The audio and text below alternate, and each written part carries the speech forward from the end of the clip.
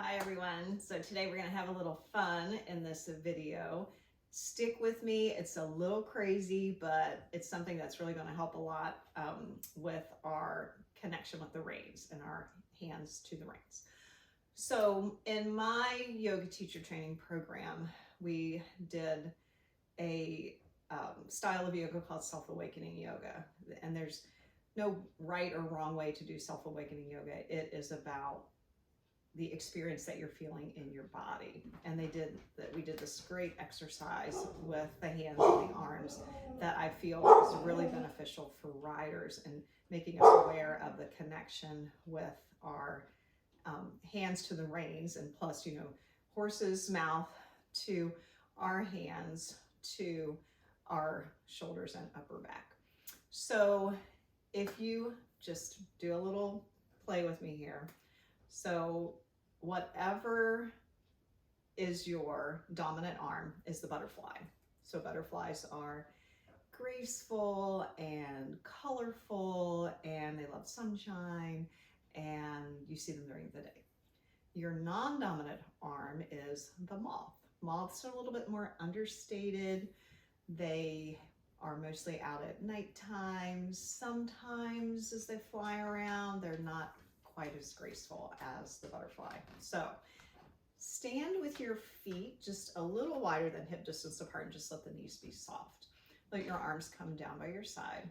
And starting with your dominant arm, the one that you write with, just begin to let your butterfly fly around.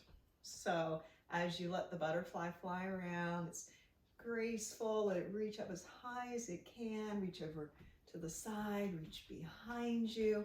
And as the butterfly is flying around, you're getting a nice stretch in the arm, the shoulder, maybe even the base of the neck if you feel that. So here's your nice, graceful, colorful butterfly. And then let that butterfly just gently settle back down. And just close your eyes for a moment and just feel the difference between the arms right now. We asked the dominant arm to do some movement. So notice if it feels a little warm, a little tingly. Notice if it just feels different than the other arm. And then gently let the eyes open. And then now your non-dominant arm is your moth. So let the moth start to fly around. And notice how the moth isn't quite as graceful as the butterfly.